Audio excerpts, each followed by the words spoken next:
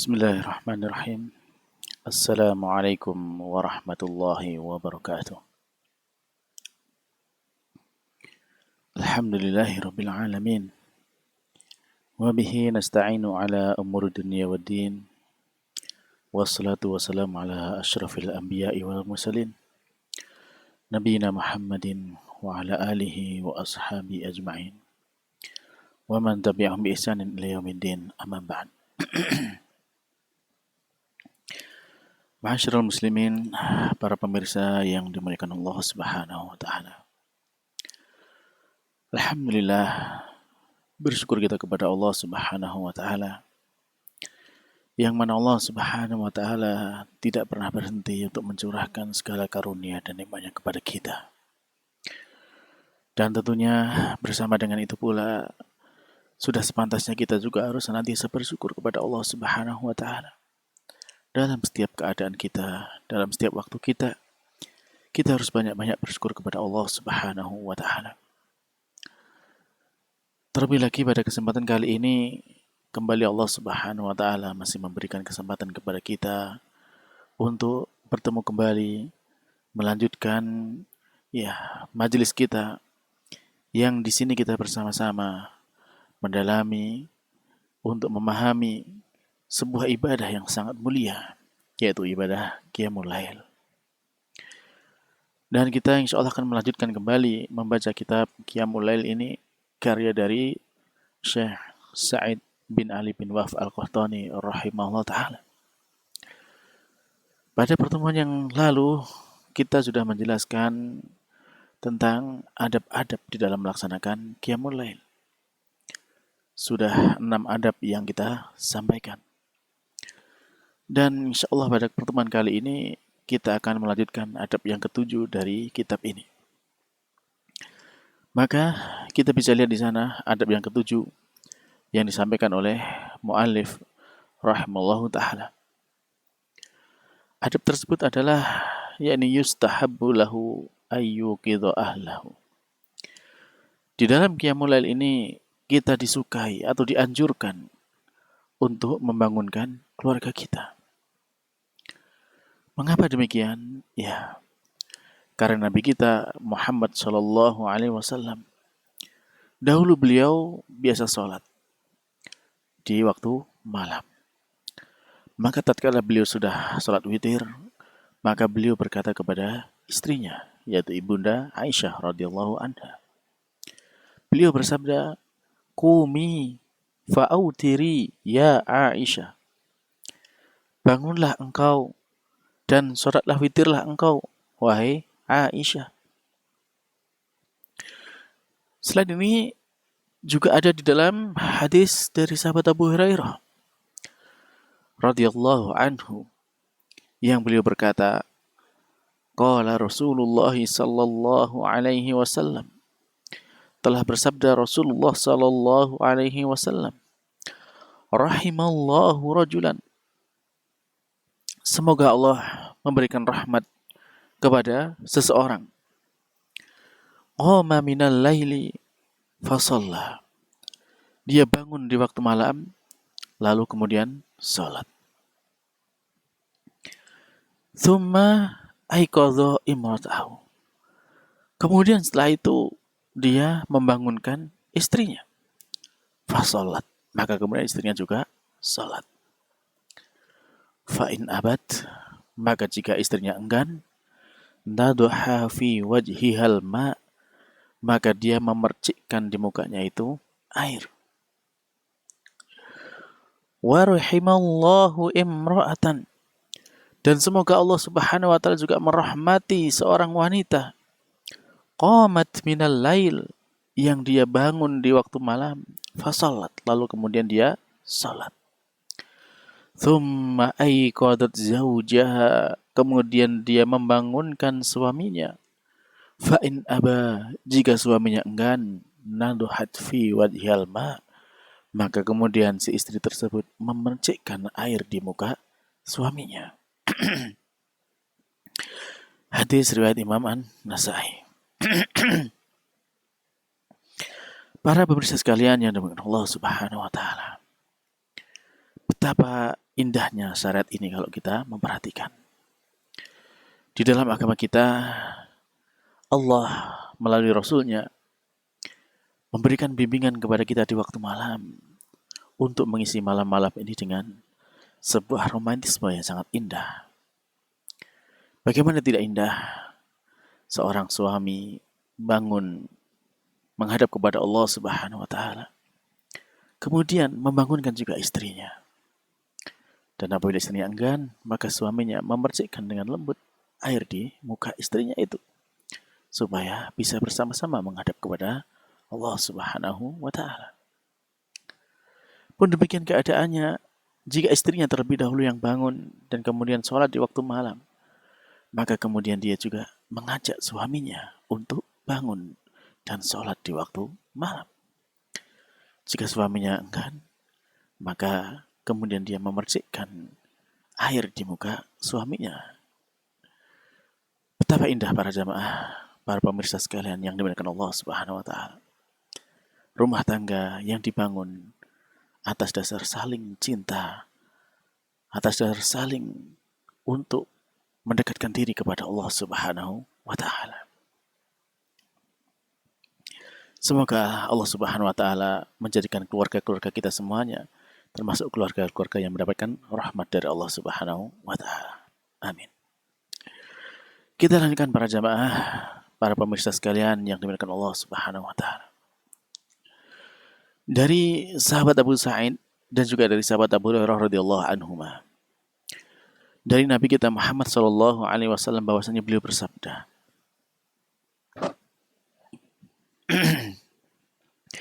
"Idza istaiqadha ar-rajulu." Apabila seorang laki-laki itu bangun di waktu apabila seorang laki-laki itu bangun minal laili dari waktu malam. Wa aiqadha imra'atahu, kemudian dia membangunkan istrinya. Fasalliya, lalu keduanya sholat. Rok'ataini, 2 rakaat saja. Kutiba, maka keduanya itu ditulis minadz-dzakirina Allah katsira. Termasuk di antara orang-orang laki-laki yang banyak mengingat kepada Allah, wadzakirat, dan juga demikian pula termasuk wanita-wanita yang banyak mengingat kepada Allah Subhanahu wa taala. Hanya 2 rakaat para pemirsa sudah termasuk orang-orang yang ingat kepada Allah Subhanahu wa taala.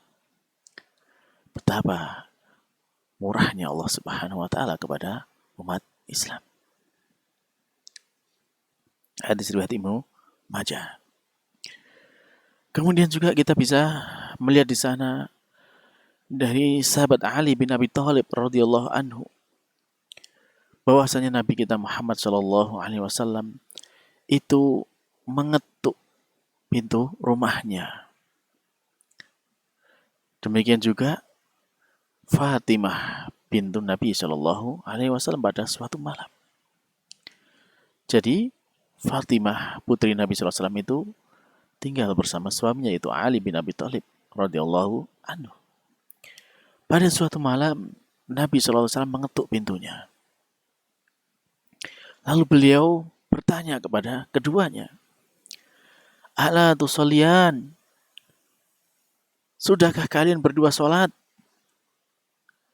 Maka kata sahabat Ali, "Fakultu," saya katakan, "Ya Rasulullah, innama anfusana biyadillah, fa idza syaa ayyab'asana ba'asna." Jadi kata sahabat Ali, "Wahai Rasulullah, sesungguhnya jiwa-jiwa kami ini ada di tangannya Allah. Kalau Allah berkehendak untuk membangunkan kami, maka kami juga akan bangun." Maka mendengar jawaban seperti ini, Rasulullah SAW langsung berpaling. Fansarafa Rasulullah SAW hina qultu lahu dzalik. Maka beliau SAW langsung berpaling ketika aku menjawab yang demikian ini. Walam yarji ilayya syai'an, dan tidak menjawab lagi dengan suatu kalimat. Tsumma sami'tuhu, kemudian saya mendengar beliau sallallahu alaihi wasallam wa huwa mudabbirun, dan beliau itu sudah membelakangi karena berbalik membelakangi beliau. yadribu fakhidahu, sambil memukul pahanya, wa yaqul, lalu mengatakan, wa kanal insanu aktsara syai'in jadala, dan adalah manusia itu amat banyak mendebatnya terhadap sesuatu. Maka di sana dikatakan oleh Imam Ibnu Battal rahimahullah taala, di sini ada faidah atau keutamaan tentang sholat malam dan juga membangunkan orang-orang yang tidur dari keluarga kita dan juga dari kerabat kita untuk sholat malam. Coba bayangkan, Nabi masih di waktu malam-malam keluar rumah, mendatangi rumah putrinya bersama suaminya, dibangunkan keduanya untuk sholat malam. Demikian juga Imam At-Tabari rahimahullah ta'ala mengatakan, sekiranya Nabi SAW tidak mengetahui tentang agungnya keutamaan sholat di waktu malam, ya nggak mungkinlah beliau itu istilahnya malam-malam mengganggu putrinya dan juga mengganggu menantunya untuk melaksanakan sholat malam. Yang mana itu dilaksanakan pada waktu yang Allah jadikan kepada hambanya itu sebagai waktu yang penuh dengan ketenangan. Waktunya istirahat.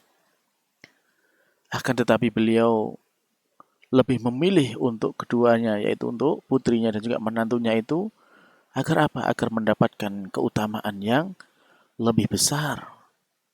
Ya. Daripada hanya sekedar mendapatkan keutamaan yang lebih besar yang berupa ketenangan dan doa itu. Hanya sekedar dari ketenangan di waktu tidur.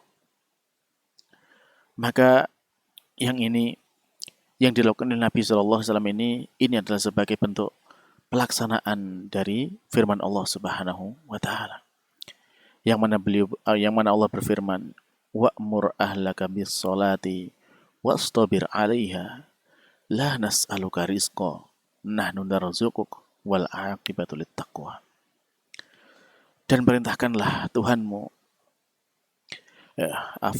dan perintahkanlah keluargamu untuk sholat dan bersabarlah dan banyak-banyaklah sabar atas perintah tersebut.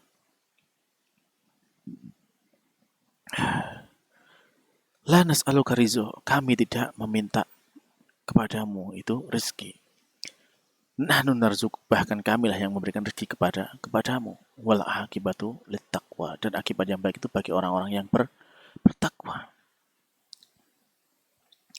Para jemaah sekalian yang dimuliakan Allah Subhanahu wa taala.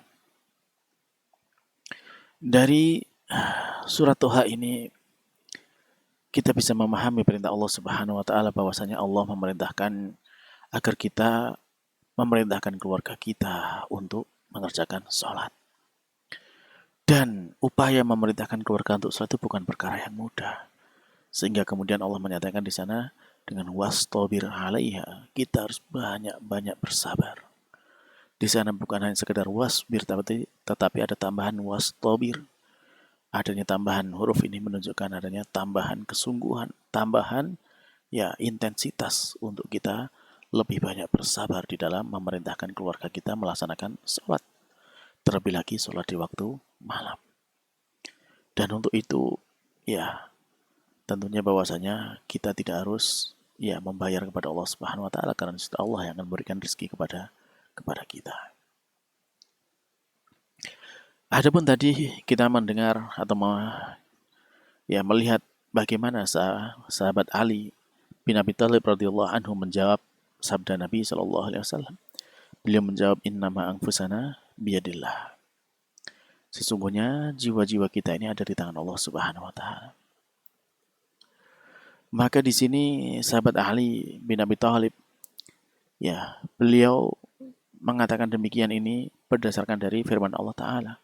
Yang mana Allah berfirman, Allahu yatawaffal anfusa hina mautiha. Allah dialah yang menahan, mematikan jiwa-jiwa itu ketika matinya. Maksudnya ketika mati di sini adalah mati ketika tidurnya. Jadi Allah yang menahan jiwa kita saat kita sedang tidur. Wallati lam tamut fi manamiha. Demikian juga orang-orang yang belum meninggal, ya belum mati di dalam tidurnya.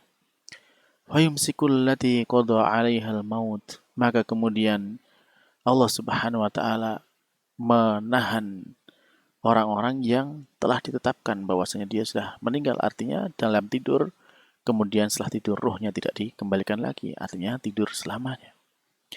Wa yursilul ukhra ila ajalin musamma. Kemudian Allah mengutus mengutus nyawa itu untuk kembali kepada jasadnya sampai waktu yang ditentukan.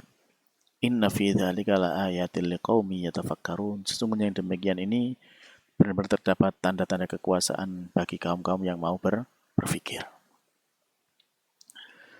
Kemudian juga dari sabda beliau, dari ucapan Ali radhiyallahu anhu, ba'asna, yang dimaksud di sini adalah aiqadna. Ya, artinya adalah membangunkan kami.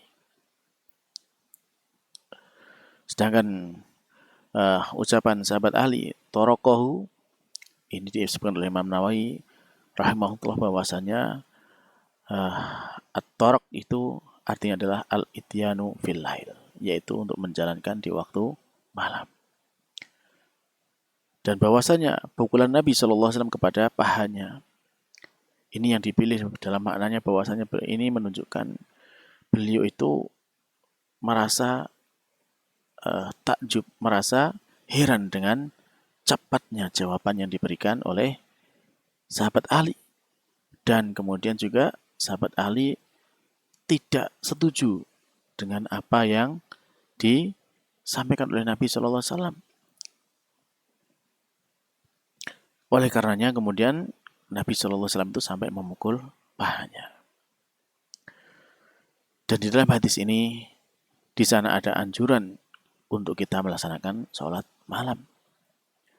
Dan juga di sana ada perintah agar kita memerintahkan istri kita, ya, untuk melaksanakan sholat juga. Dan juga di sana ada perhatian yang besar, ya, dari seorang pemimpin kepada rakyatnya. Di situ Nabi memperhatikan kepada putri dan menantunya untuk tetap melaksanakan sholat malam. Demikian juga seorang pemimpin itu harus memperhatikan maslahat agama dan dunia bagi rakyatnya. Apa yang terbaik untuk akhiratnya dan apa yang terbaik untuk dunianya, itu harus diperhatikan oleh pemimpin kepada yang menjadi tanggungannya. Dan bahwasanya sudah semestinya bagi seorang yang memberikan nasihat, ya, apabila nasihatnya tidak diterima atau ada ada uzur untuk melaksanakan nasihat tersebut, dan itu kemudian menjadikan kita tidak ridho, ya tentunya bahwasanya kita tidak perlu mencela orang lain.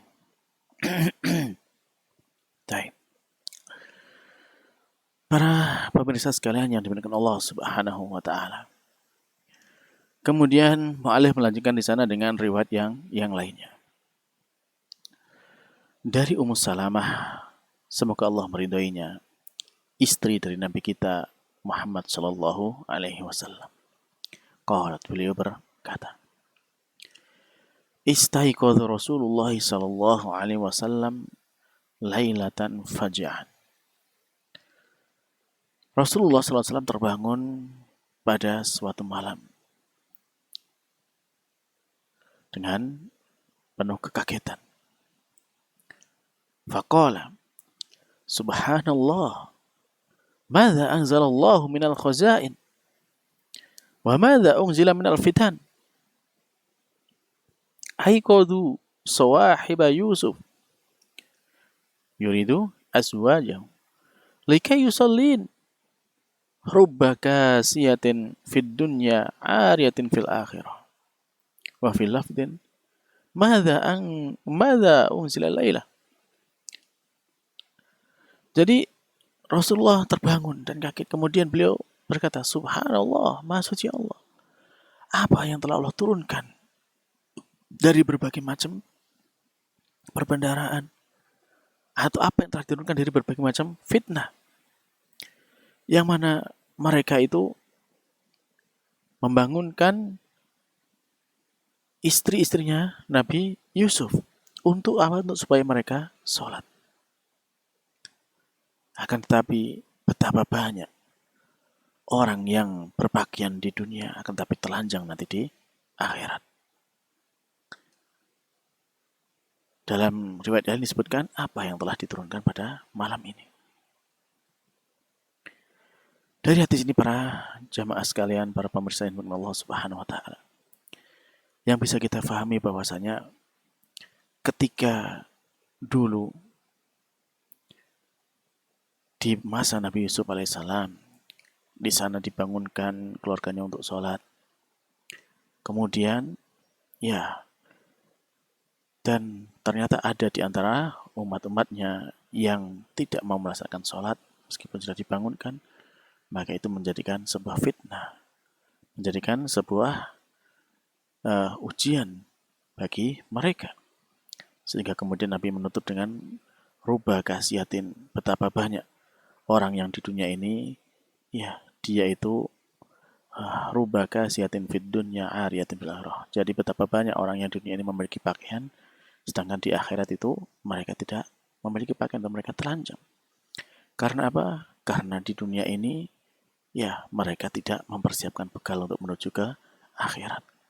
Diperintahkan sholat, mereka tidak melaksanakan sholat. Karena sholat itu termasuk bekal terbaik untuk kita menuju ke akhiratnya Allah Subhanahu wa taala. Al-Imam Al-Hafidh Ibnu Hajar rahimahullah taala beliau mengatakan bahwasanya di dalam hadis ini, ya, ada anjuran untuk melaksanakan sholat malam, dan akan tetapi di sana tidak dipenuhi anjuran tersebut. Kemudian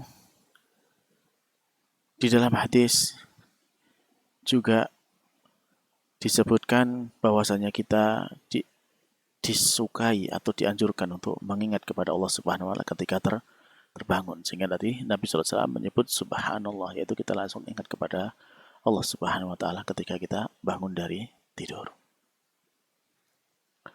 Demikian juga, ya, seseorang itu dianjurkan untuk membangunkan keluarganya di waktu malam untuk beribadah kepada Allah Subhanahu wa taala.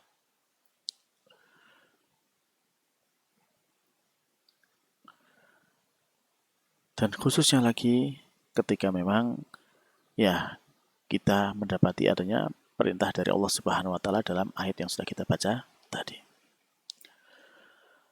Al-Imam Ibnu Atsir rahimahullah mengatakan bahwasanya betapa banyak orang yang berpakaian di dunia telanjang di akhirat. Maka ini adalah sebuah kinayah, sebuah permisalan, ya, tentang apa yang telah dipersiapkan manusia untuk dirinya dari amal-amal soleh. Hingga dikatakan betapa banyak orang yang kaya di dunia, akan tapi dia tidak berbuat kebaikan.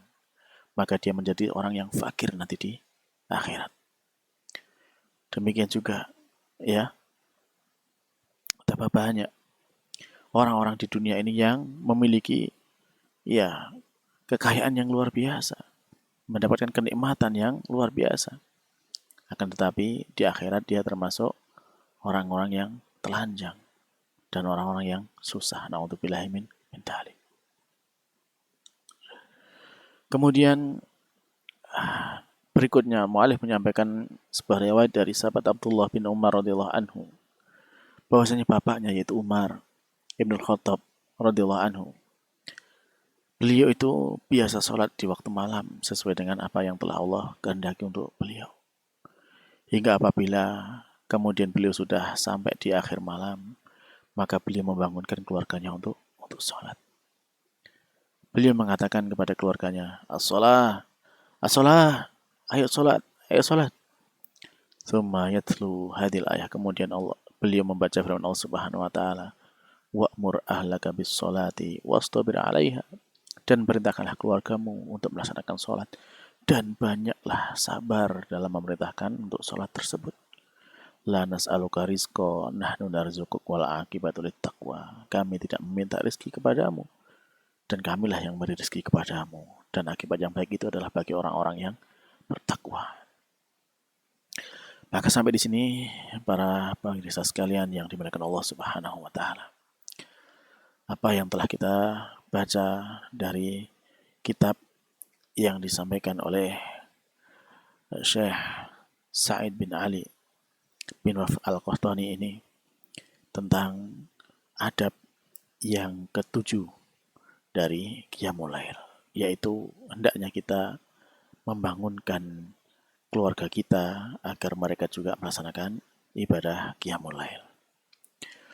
Maka dari sini para pemirsa sekalian yang dimuliakan Allah Subhanahu wa taala, tentu kita berharap kepada Allah Subhanahu wa taala agar kita, keluarga kita, anak keturunan kita, semuanya dipilih oleh Allah Subhanahu wa taala menjadi hamba-hamba yang kemudian mereka itu mendapatkan kemuliaan untuk bisa menjadi ahli Qiyamul Lail.